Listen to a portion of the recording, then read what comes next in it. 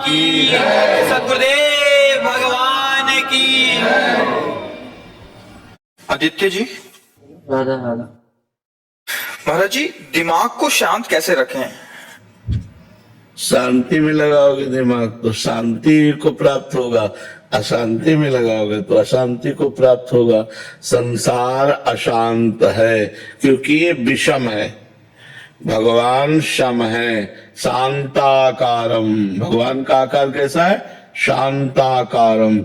और शयन किस पे कह रहे हैं? भुजग शयनम, सांप पे शयन कर रहे हैं, लेकिन शांताकारम। भगवान शांतम शाश्वतम अप्रमेय मनघम निर्वाण शांति प्रदम। शांति प्रदान करने वाले कौन है? भगवान। तो अगर हम अपने चित्त को भगवान में लगाएंगे, बार बार नाम जप करेंगे, भगवान की लीला कथा सुनेंगे, भगवान के चरित्र गाएंगे, भगवत कर्म करेंगे तो हमें शांति मिलेगी। अगर हम संसार के पाप कर्म करेंगे तो हमें अशांति प्राप्त हो। अशांत से कुता सुखम, जो अशांत है वो सुखी कैसे हो सकता है? इसलिए हमें शांति के मार्ग में चलना चाहिए। शांति का मार्ग है धर्म पूर्वक कर्म करो, भगवान का नाम जप करो, भगवान को अर्पित करके प्रसाद पाओ, कोई पाप कर्म ना करो, अभी शांति मिलने लगेगी। नहीं, ओवर थिंकिंग में दिमाग खराब होते होते डिप्रेशन में पहुंच जाता है। ज्यादा चिंतन बिगाड़ोगे तो निगेटिव चिंतन करते करते डिप्रेशन में पहुंचा देगा। तो हमें उससे समय नहीं देना। राधा राधा राधा, अभी आनंद आने लगेगा। नाम जप करते हो? काउंटर कहाँ है? ऐसे चलता है श्वास श्वास में। अरे ऐसे नहीं। युद्ध क्षेत्र में जैसे हर समय हम रहते हैं ना, तो बंदूक पिस्तौल अपने सब, ऐसे ही हमारा युद्ध क्षेत्र माया संसार है। हमें काउंटर है, माला है, सुमिरनी है, ये हमारे पास होना चाहिए जेब में। वैसे अंगुली में ही काउंटर में हमें 2 मिनट टाइम मिला, राधा राधा राधा राधा राधा, 1 मिनट में राधा, एक बार ही मिला तो राधा, फिर बातचीत राधा। ऐसे हमें जीतना है, संसार से जीतना है, हमें काम क्रोध आदि पर विजय प्राप्त करनी है, हमें गंदे आचरणों से बचना है, तो हमें राधा राधा जपना है। बिना जपे अध्यात्म सामर्थ्य नहीं बनती, बिना सामर्थ्य के हम भ्रष्ट हो जाते हैं। नमन जी, गुरुग्राम से। राधे राधे। राधे राधे महाराज जी। महाराज जी, नाम जप करने लगा हूँ आपकी कृपा से, पर महाराज जी नींद कम से कम आए, इसके लिए क्या करूं? नींद बहुत आती है। इसकी तुम चिंता मत करो, नाम जप पे लगो, अपने आप सब ठीक हो जाएगा। जब जागे तब प्रिया भजे ने सोवे टांग पसार। स्वामिनी का चिंतन करते हुए सो गए तो निद्रा समाधि स्थिति। 5-6 घंटा तो नींद लेनी चाहिए। जवान शरीर हो, 5-6 घंटा सोना चाहिए। अगर नहीं सोओगे तो माला हाथ से छूट जाएगी। नहीं, ऐसे नहीं, ऐसा नहीं। जब सोए तो सोने का जब समय दिया तो पूरा ईमानदारी से दिया, और इसके बाद जब भजन में बैठे तो डट के भजन में बैठे। फिर भजन में जप की और ये सब वो नहीं, ऐसे थोड़ी भजन, कोई खिलवाड़ थोड़ी भजन ऐसे है। पूरा बचपन से लेकर जैसे भजन में तो ऐसे खिलवाड़ थोड़ी भजन है। तो जब नींद का हम समय दे देते हैं, फिर हम आलस से नहीं करते। अगर हमें नींद आ रही, हम खड़े हो गए, हम ठंडा पानी मुंह पे मार लिया, हम कोई भी ऐसी चेष्टा करेंगे जिससे हमारी नींद गायब हो जाए और हमारा भजन चले। हमें प्रमाद स्थिति नहीं लानी, लेकिन 6 घंटे हमें समय देना है नींद को। जवान शरीर है, 6 घंटे समय देना है नींद को। जो शरीर से क्रियाएं करते हैं, जो हम खान पान करते हैं, संसारिक चिंतन होता है, तो इंद्रियां थकित हो जाती है, उनको 6 घंटे विश्राम चाहिए। तो नाम जप करते हुए 6 घंटे सो जाओ, इसके बाद फिर लड़ो, फिर नींद नहीं आनी चाहिए। नींद को कम करने की बात नहीं सोचनी, अन्य समय नींद नहीं आनी चाहिए। अगर हम 6 घंटे सो गए तो 18 घंटे फिर हम बिल्कुल अलर्ट रहेंगे, हम सावधान रहेंगे, जगेंगे। अगर हम 6 घंटे में कमी करते हैं तो 18 घंटे में वो नींद हमको डिस्टर्ब करेगी। तो हमें डिस्टर्ब ना हो, इसलिए 6 घंटे हम आराम से सो लेते हैं और फिर 18 घंटे हम अपनी क्रियाओं, नाम जप और सब साधन में लगते हैं। अरे जी, आप साधकों को बताते थे कि जब आप बाल अवस्था में तो आप अपनी चुटिया को झोंपड़ी के साथ बांधते बड़े उपाय कर ले। अब जैसे अनुष्ठान चल रहा है गायत्री का, अब शांत एकदम शीतलता, वायु एकदम ठंडी चल रही, जंगल में जैसे एकदम नाम जप कर, जप करते करते एकदम जैसे, तो फिर अब एक पैर के बल खड़े हो गए, अपनी जटा को ऊपर उसमें झोपड़ी थी फूस की, उसमें बांध दिया कि ऐसे होगा तो एकदम समझ में आ जाएगा। और एक पैर के बल खड़े होकर के जब कर रहे हैं, फिर ये थक गया पैर तो फिर इस पैर के बल खड़े होकर। भजन करना है तो लड़ना है, हमको युद्ध करना है। हमें अपनी वासनाओं से, अपनी कामनाओं से, अपनी कमजोरियों से हमें युद्ध करके भजन में आगे बढ़ना है। भजन करना कोई खिलवाड़ थोड़ी। आप देखो माला लेकर के बैठो, मन कितना परेशान करता है। मंत्र में मन लगना, नाम में मन लगना बड़ा कठिन होता है। बड़े भाग्यशाली लोग हैं जो नाम जप कर रहे हैं, जिनका मन भगवान में लग रहा है। धन्य भाग है, अहो भाग्य है। उसके माता धन्य, उसका पिता धन्य, उसका परिवार धन्य। नाम प्रसंग कहे तो उपदेश, जाया धर्म धन्य सो देश, धन्य सो कुल जय जन्म भयो, धन्य सो तात धन्य सो माय। उसके माँ धन्य, उसका पिता धन्य, उसका कुल धन्य, उसका देश धन्य, जहां भगवान का प्रेमी महात्मा उत्पन्न हो जाए, भगवत भजन करने वाला उत्पन्न हो जाए। तो हमें नींद हटाने की नहीं सोचनी, हमें नींद पूरी करके नींद फिर ना आवे, ये बात हमें ध्यान रखनी है। डेविड जी, महाराज जी आप पूछ रहे हैं, महाराज जी आप कह रहे हैं कि शरीर का राग कैसे कम हो। अभी तो बस शरीर में और अपने स्वास्थ्य में ही चिंतन जाता रहता है, उसको धीरे धीरे कैसे कम करें। हाँ, पहला संत सेवा। जब हम किसी भगवत प्रेमी महात्मा की सेवा करते हैं तो हमारे पाप नष्ट होते हैं और हमारा अज्ञान नष्ट होता है, जिससे हमारी भगवान में प्रीति होती है। भगवान नाम में प्रीति और भगवान में प्रीति शरीर राग को नष्ट कर देते हैं। शरीर राग नष्ट करने का साधन है संत सेवा। So you have to service the saints. So when you will do the service to the saints, the love you have for the body basically goes away, and then that helps you to get the love for the Lord. दीपक गोस्वामी जी, प्रीति त्रिपाठी जी, महाराज जी आप 2-3 शिक्षक हैं अलग अलग जगह से। ये कह रहे हैं कि महाराज जी, दीपक जी कह रहे हैं कि गांव, एक छोटे से गांव में शिक्षक हैं, पर महाराज जी बच्चों के संस्कार और भक्ति का उनको प्रेरणा दे सकें, इसके लिए हमें क्या करना होगा। क्योंकि एक शिक्षक ही है जो एक स्कूली शिक्षा के साथ साथ बच्चों का मार्गदर्शन भी कर सकता है, ताकि वो सत्कर्मी और संस्कारी भी। हाँ, आधुनिक शिक्षा के साथ साथ आध्यात्मिक शिक्षा अब बड़ी दुर्लभ हो गई है, क्योंकि बच्चे सुनना नहीं चाहते, बच्चे मानना नहीं चाहते। अब जो मोबाइल शिक्षा दे रहा है तो वो टीचर का सम्मान और टीचर की बातों पर ध्यान देना असंभव सा होता जा रहा है, असंभव सा होता जा रहा है। तो हमें लगता है कि अगर हम बच्चों को प्यार से, जो समझना चाहे, जो ना समझना चाहे उनकी बात अलग है, जो समझना चाहे तो बड़े महापुरुषों के चरित्र सुनाने चाहिए। जैसे जो बड़े बड़े संत महापुरुष हैं, जो हमारे भारत को अपने प्राण बलिदान कर दिए हैं, ऐसे जो समर्पित शहीद हुए हैं राष्ट्र सेवा में, तो ऐसे महापुरुषों के चरित्र सुनाने से उनके संस्कार अच्छे बनते हैं। और ब्रह्मचर्य, व्यायाम, भोजन और नमस्कार, ये जरूर होना चाहिए। अपने बड़ों को नमस्कार करना, पूज्य जनों के चरण छूना, ब्रह्मचर्य से रहना और भोजन पवित्र पाना और व्यायाम करना। अगर ये आ जाए तो आध्यात्मिकता उनमें आने लगेगी। और 5 मिनट ही सही, अगर नाम जप की प्रेरणा मिले, ये 5 मिनट ही सही। तो देखो स्कूलों में तो प्रायः भागवतिक प्रार्थनाएं करवाई ही जाती हैं। हाँ, आज भी करवाई जाती है। हम लोग पहले, हे प्रभु आनंद दाता ज्ञान हमको दीजिए, शीघ्र सारे दुर्गुणों को दूर हमसे कीजिए, लीजिए हमको शरण में, हम सदाचारी बने, ब्रह्मचारी धर्म रक्षक वीर व्रत। कितना बढ़िया है ये प्रार्थना, कितनी बढ़िया है। हम लोगों को पहले प्रार्थनाएं करवाई जाती थी। तो प्रार्थना है, कुछ वीर महापुरुषों के चरित्र हैं, बड़े महापुरुषों के चरित्र है, और दिनचर्या का संयम। कई बजे तुम्हें उठना है, कई बजे तुम्हें सोना है। अब ये मोबाइल ऐसा हो गया है कि बच्चे अधिक समय मोबाइल में रात्रि में व्यतीत करते हैं और दिन में सुबह तक, सूर्योदय तक सोते हैं। तो कोई उनकी मांगलिक दिनचर्या प्रातः काल वाली हो ही नहीं पाती है। 9-9 बजे तक तो सोते हैं, 8-8 बजे तक सोते हैं। कोई तो कह रहा था 11-11 बजे तक लोग सोते हैं।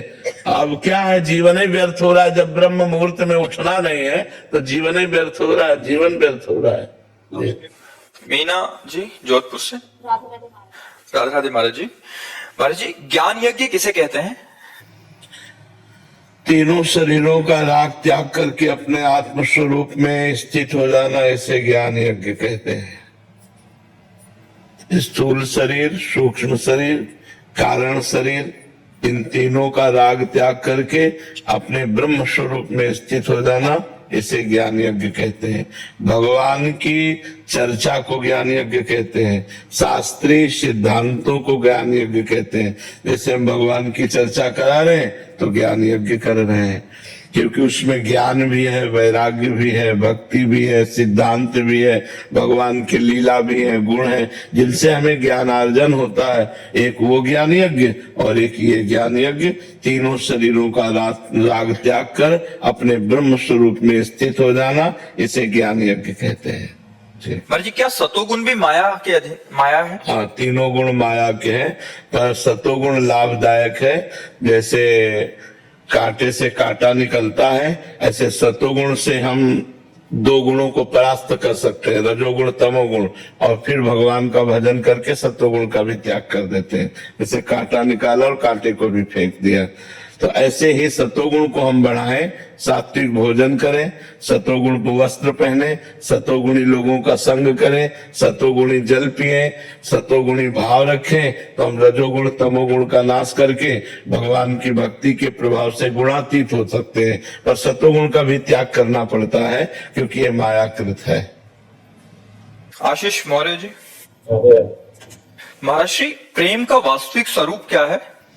अपना विस्मरण हो जाना, प्रेमास्पद जो हमारा है उसके सिवा मैं की याद ना आना। ब्रह्म नहीं, माया नहीं, नहीं जीव नहीं काल, अपनी हो सुदिना रही, एक रहो नंदलाल। ही में न जान परे कान है कि प्राण है, कान भय प्राण में, प्राण भय कान में, ही में न जान परे कान है कि प्राण। ऐसे भगवत स्मरण में तन्मय कि अपनी शुद्ध भी नहीं है।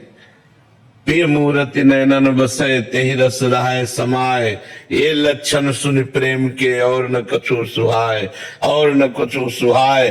फिर अपने रस मातो कुटुम देह ते जाए, छूट सब ही विधि ना तो, जहां जहां पी की बात सुने, खोजत तिन गैनन, हित ध्रुव छिन छिन ले, प्रेम जल भरी भरी नैनन। राधा राधा राधा, और कुछ स्मरण नहीं, यही प्रेम का सिंह। देखो आपको कृपा बल से लगता है कि अपना काम हो गया, इसमें कोई अहंकार तो नहीं लगता है कि अहंकार? नहीं नहीं, कृपा बल से जब समझ में आ रहा है तो काम होना तब समझ लो, जब कोई काम नजर ना आवे। काम क्रोध लोभ मोह मद मत्सर छह विकारों का प्रभाव ना हो, शरीर भाव ना हो, हर समय भगवत स्मरण चल रहा हो, ऐसी बात समझ लो। बबीता जी, श्री हरिवंश महाराज जी, गुरुदेव भगवान क्रियान्वित रहते हुए भाव समाधि कैसे लगती है? जब हमारा निरंतर भजन चलता है तो भगवान के कृपा बल से शरीर की क्रियाएं होती हैं, वो करता नहीं होता, और वो स्वयं में स्थित रहता है। भगवत स्वरूप में स्थिति ऐसी गाढ़ हो जाती है जैसे गोपियों की थी। अब गोपियां दही बेचने जा रहे हैं, विक्रेतु कामाखिल गोप कन्या, मुरारि पादार्पित चित्त वृत्ति, दध्याधिकम मोह वसाद वोचद, गोविंद दामोदर माधवेति। वो जा रही दही बेचने, उनको याद भी था कि मैं दही बेचने जा रही हूँ, लेकिन ऐसी भाव समाधि लगी हुई श्री कृष्ण में कि वो कहती कोई गोविंद ले ले, कोई दामोदर ले ले, कोई माधव ले ले। कहना चाहती कोई दही ले ले, लेकिन निकल रहा है कोई गोविंद ले ले, कोई दामोदर ले ले, कोई माधव ले ले। तो जब हम नवधा भक्ति करते हैं तो नवधा भक्ति में नवी भक्ति है आत्मसमर्पण। जब आत्मसमर्पण हो जाता है तब हमारा प्रभु से भाव संबंध होता है। प्रभु हमारे स्वामी हैं, हम उनके दास हैं। प्रभु हमारे सखा हैं, हम उनके सखा हैं। प्रभु हमारे पति हैं, हम उनकी प्रियतमा हैं। प्रभु हमारे स्वामी हैं, हम उनकी सहचरी हैं। अलग अलग भाव, उसी भाव संबंध में, वो भाव समाधि में डूबा हुआ अपने सांसारिक कार्य भी हो रहे हैं, लेकिन उसको बोध नहीं, वो भगवान करवा रहे हैं। वो भगवान में स्थित है, प्रियालाल में स्थित है, और कार्य भगवान करा रहे हैं। सब कार्य वैसे होंगे जैसे हो रहे हैं, कर्तुम अकर्तुम अन्यथा कर्तुम, भगवान उसके हृदय में बैठकर स्वयं, जैसे अर्जुन के रथ की बागडोर पकड़कर भगवान रथ हाँक रहे हैं, ऐसे स्वयं भगवान उसकी बुद्धि में बैठकर सब कार्य करा रहे हैं। और वो कार्य करता हुआ भी करता नहीं है, वो हर समय भगवान में स्थित है। ये भाव समाधि है, वो हर समय भगवान में डूबा हुआ है। हाँ, नाम जप करो, सत्संग सुनो, खूब भगवान से प्रार्थना करो कि हमारा मन आप में लग जाए। मुझे और कुछ नहीं चाहिए प्रभु, केवल आप चाहिए प्रभु। वो बार बार सामान फेंकेंगे माया की, बस ये कहे प्रभु लुभाओ मत, आप चाहिए, संसार नहीं, आप चाहिए। जी अनिल जी करणाल से। श्री हरिवंश प्राण। राधे राधे महाराज जी। महाराज जी, मन क्रम वचन कहो नित तेरे, श्री हरिवंश प्राण धन मेरे। महाराज जी, इस पंक्ति को सेवक जी महाराज जी की कैसे धारण करें? एक संसार दुष्ट की संगति ताहू में तुम पुष्ट करावहु, विनती करो सकल धर्मी सो धर्मी हुई जिन नाम ल जाओ। स्वार्थ सकल तज, मन क्रम वचन शुद्ध सकल मत हम श्री हरिवंश उपासी कैसे बनोगे? स्वार्थ सकल तज, गुरु चरणन भज, गुण नाम सुन कथि, संतन सो संग करे, काल ब्याल मुख पर्यो, कप पित्त बात भर्यो, भ्रमे कत अनन्य कहे कि जे लाज धरे। सेवक जी महाराज कहे, पहले तो दुष्ट स्वभाव वालों का संग छोड़ो, एक संसार दुष्ट की संगति ताहू में तुम पुष्ट कराओ। अब दूसरी बात, ये तुम्हें याद रखना कि मैं किस मार्ग का पथिक हूं। धर्मनी हुए जिन नाम धरावो, ऐसा कोई काम न कर देना जिसमें कोई कहे कंठी तिलक पहने तुम्हें शर्म नहीं आती।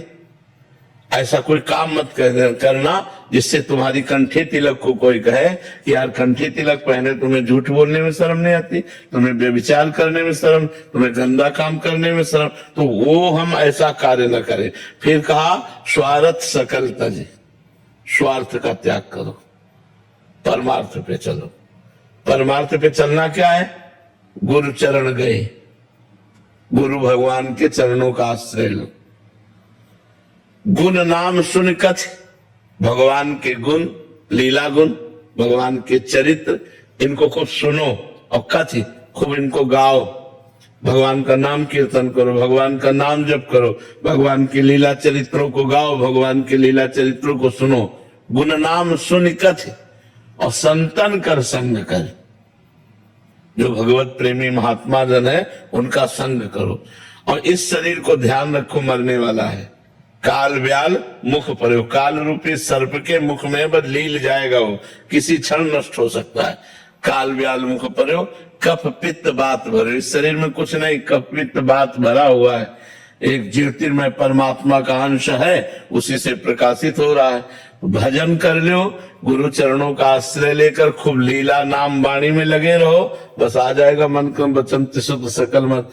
अन्य किसी का संग न करो। अब अन्य उपासकों का संग करोगे तो अलग अलग धर्म है, अलग अलग नियम है, अलग अलग कर्म है, तो आप किस किस को मानोगे? अब मानो जैसे हमारे में है तो रसिक अनन्य उपासना है, इसमें श्री जी और लालजू के सिवा कुछ नहीं जोड़ा गया। पूरे जगत में है बिन तुलसी हरि एक न मानी नमो नमो, तुलसी महारानी नमो नमो। जहां भगवान का भोग लगेगा तो पहले तुलसी डाली जाएगी।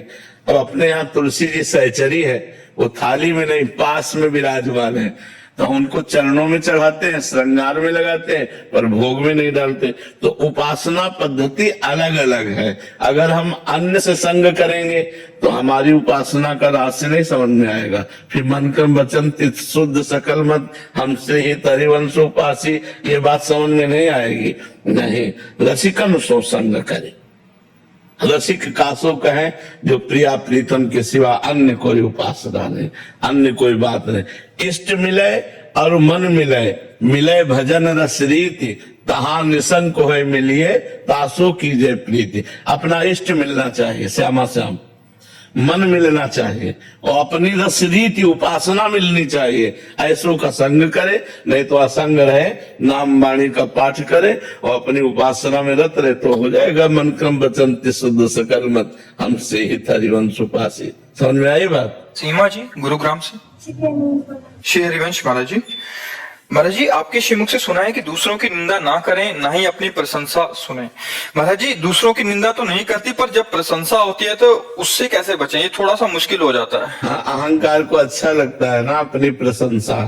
जो अहंकार है, जो अहम है अंदर ना, वो अपनी बात कहना बढ़ा करके, अच्छी बात कहना जिससे सम्मान प्राप्त हो, या दूसरा कोई प्रशंसा करे तो सुनने में अच्छा लगे, दोनों में पुण्य नष्ट होते हैं।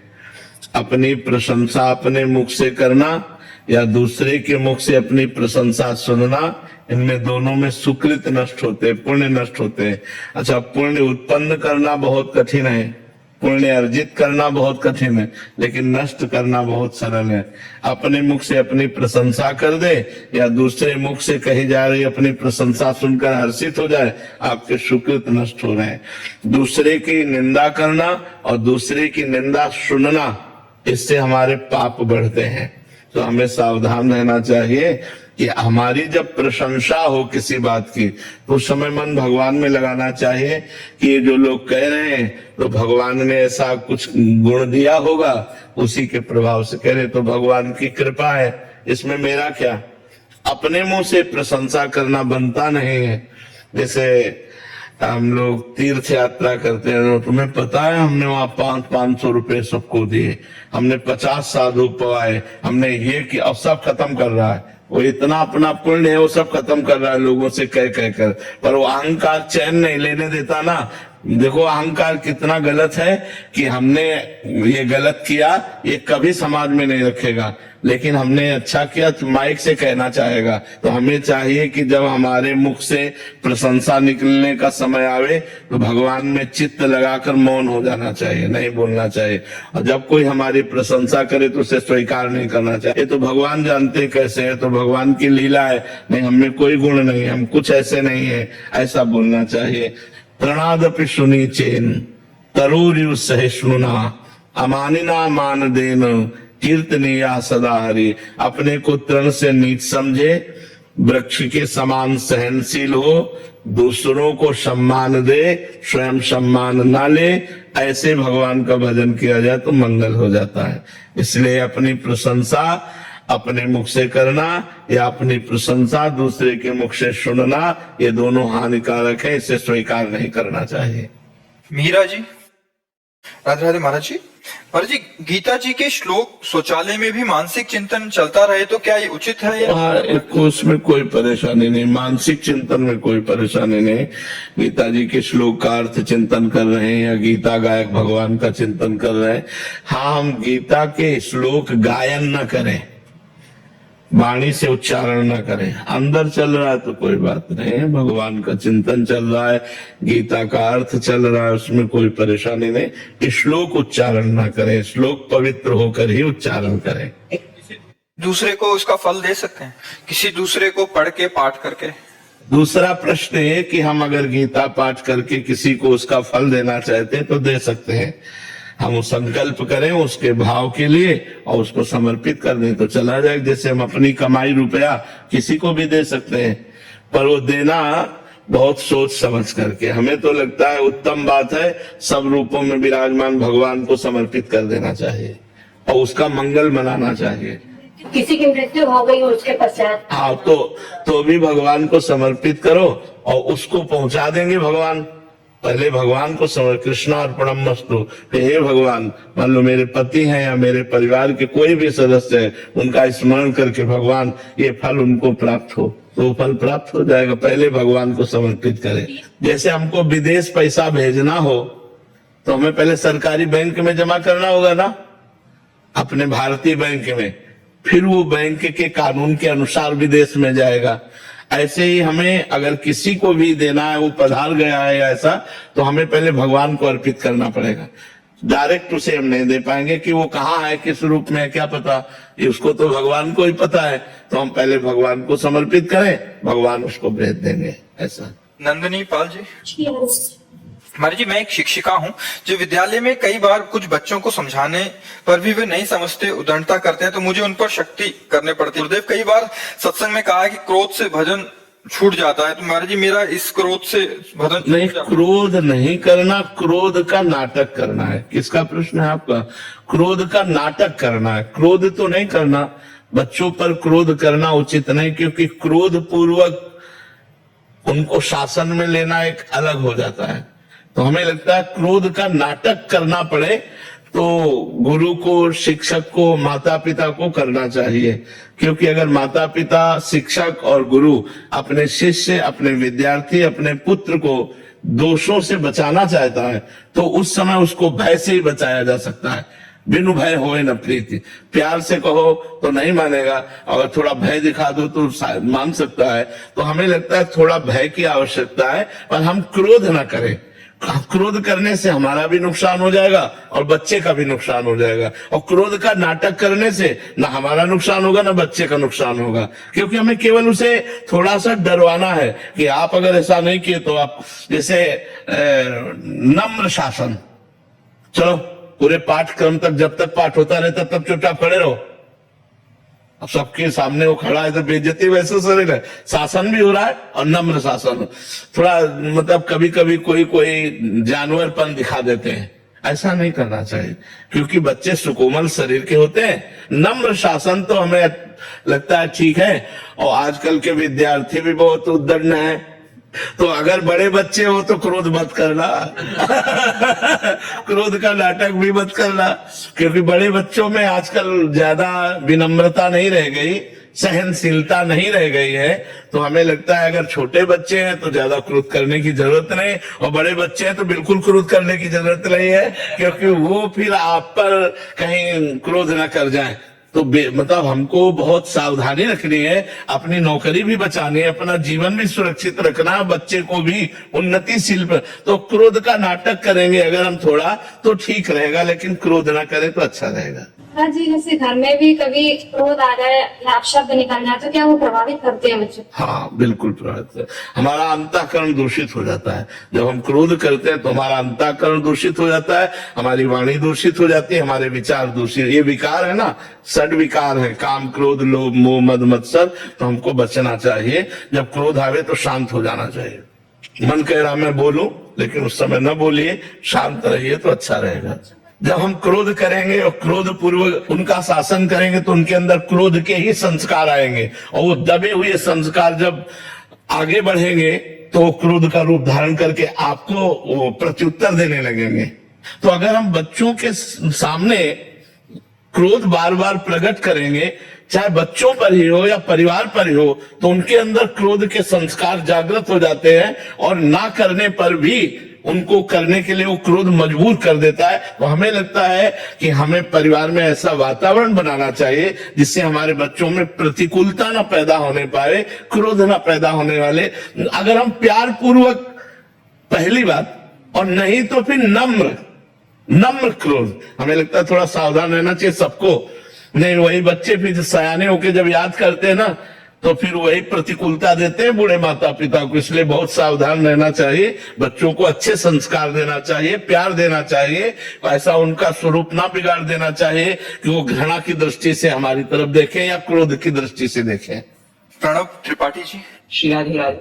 राधे राधे महाराज जी। महाराज जी, पढ़ाई, कैरियर और भविष्य की चिंता में मैं कई बार तनाव और उदासी में डूब जाता हूँ। इसी समय पर मैं कई बार कमजोर और अकेला और मतलब अपने आप को कमजोर महसूस करता हूँ। महाराज जी सहायता कीजिए। सहायता तो भगवान की लो बच्चा। अगर भगवान का नाम जप करोगे ना तो तुम्हें भगवान की सहायता मिलेगी, वही सच्चे सहायक है। अकेले पूरा जीवन हो गया, पूरा जीवन अकेले हो गया, और उन्हीं की सहायता से चले हैं। हमें कोई सहयोगी नहीं मिला।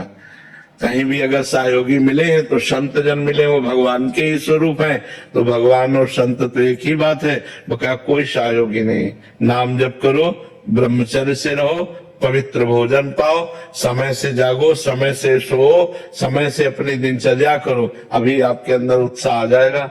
व्यायाम करते हो? हाँ, अभी उत्साह आ जाएगा। व्यायाम करो, ब्रह्मचर्य से रहो, पवित्र भोजन करो, माता पिता के चरण छुओ और नाम जप करो, और चाहे 10 मिनट सही सत्संग सुनो।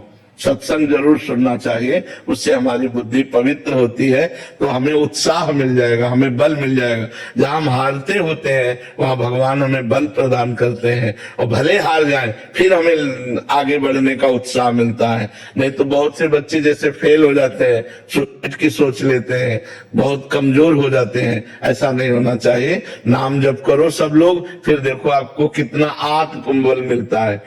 जैसे हमें बड़ा कष्ट शरीर में रहता है, लेकिन भगवान के बल से देखो हम दिनचर्या करते हैं, मतलब कितनी समस्या है, लेकिन हर समस्या से लड़ने की जो पावर वृत्ति है वो भगवान से आती है। इसलिए नाम जप करो।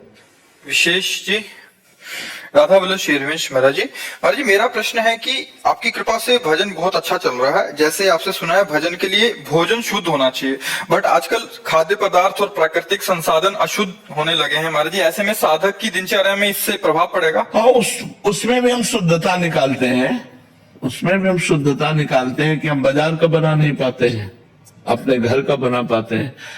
बाजार की चीज पाने से फर्क पड़ जाता है। अगर हम वही माना कि अब उनका मूल स्वरूप तो अशुद्ध हो ही रहा है, लेकिन हम अपने घर में शुद्ध करके बना के पावें, वो अच्छा बाजार के चीजों से बचें। ये हमारे स्वास्थ्य के लिए ज्यादा लाभदायक भी नहीं है, और हमारे भजन वृत्ति के लिए तो बिल्कुल नहीं लाभदायक है। ये रजोगुण पैदा कर देंगे, भजन में रुचि नहीं होने देंगे। और आजकल प्राय ऐसा ही होता है कि हम जबान के स्वाद के लिए बाजार का, होटल का ज्यादा पसंद करते हैं। इसलिए हमें लगता है वो हमारे सामने जो आता है वो बहुत स्वच्छ आता है, लेकिन पीछे जो बनाने वाले हैं उनके भाव कैसे है, उनकी पवित्रता कैसी है, कब की दाल है, फ्राई करके तो हमें दिया है, तो गरम गरम तो आपको अच्छा लगेगा, लेकिन वो शरीर के लिए भी लाभदायक नहीं रहेगा और भाव के लिए भी लाभदायक नहीं रहेगा। अगर हम पवित्र अन्न पाए, जो पवित्र अन्न जिस कोटि का मिल रहा है, लेकिन अपनी रसोई में बना के ठाकुर को भोग लगा पाए, ज्यादा अच्छा रहेगा। प्रवीण कुमार शर्मा जी, राजस्थान से। श्री हरिवंश महाराज जी, परिवार में पूज्य भाई जी और पूज्य स्वामी रामसुखदास जी महाराज जी की वाणी जी सुनी और वाणी जी का अनुसरण करते आ रहे हैं। परिवार में एक भागवतिक वातावरण है, जिससे ये दास भी प्रभु के चरणों में समर्पित और हरिनाम का प्रयास कर रहा है। महाराज जी, मानव देह प्राप्त हुआ, हरिनाम लेने का अवसर भी प्राप्त हुआ। महाराज जी, अभी क्या हो गया है कि दो भाग से हो गए हैं मन के। एक भाग तो भगवत नाम और सुनना चाहता है और लेना चाहता है, दूसरा भाग दैत्य राक्षस जैसा है जो विषय वस्तुओं को सामने लाकर खड़ा करता है। तो ऐसे में महाराज जी द्वंदात्मक स्थिति यहाँ। भजन के बल से उस आसुरी भाव का नाश कर दो। बहुत अच्छे बच्चे हो जो अपने मन को देख पा रहे हो। इसमें दोनों भाव है, सुमति और कुमति। बुद्धि में सुमति और कुमति है, तो सुमति को हम बढ़ावें और कुमति को नष्ट कर दें। दैवी संपदा को बढ़ावें, आसुरी संपदा को नष्ट कर दे। तो जो हमारे अंदर आसुरी भाव है, इसे नष्ट करना पड़ेगा, और ये भजन के प्रभाव से नष्ट होगा। जितना आप भजन करोगे उतना आसुरी भाव नष्ट हो जाएगा। नहीं, इसका आकर्षण भोगों के प्रति होता है और बहुत गंदा होता है, और ये इतना मलिन होता है कि फिर अगर ये बना रहा संस्कार अंदर, वासना, तो कहो 50 वर्ष तक दबी रहे, 50 वर्ष तक, और इसके बाद अवसर आया तो बड़ा आश्चर्य होता है। तब होता है यार, शिव विरंचिका मोह है को है बपुरान, असजिय जाज भजी मायापति भगवान। बहुत विचित्र। इसलिए इस वासना को जल्दी से जल्दी नष्ट कर देना चाहिए। सत्संग के प्रभाव से, भजन के प्रभाव, अगर दबी रही तो वो है, और वो है तो कहीं ना कहीं, कभी ना कभी अगर संयोग बना तो नष्ट कर देगी, वो बहुत बुरी तरह नष्ट कर देगी। जब तक शरीर में श्वास रहे और जब तक शरीर का होश रहे, तब तक खतरा है, तब तक खतरा है। इंद्रियां भले भोग लायक ना हो, लेकिन मन भोग युक्त होकर के तुम्हें भ्रष्ट कर सकता है। इसलिए वासना को नष्ट करना है।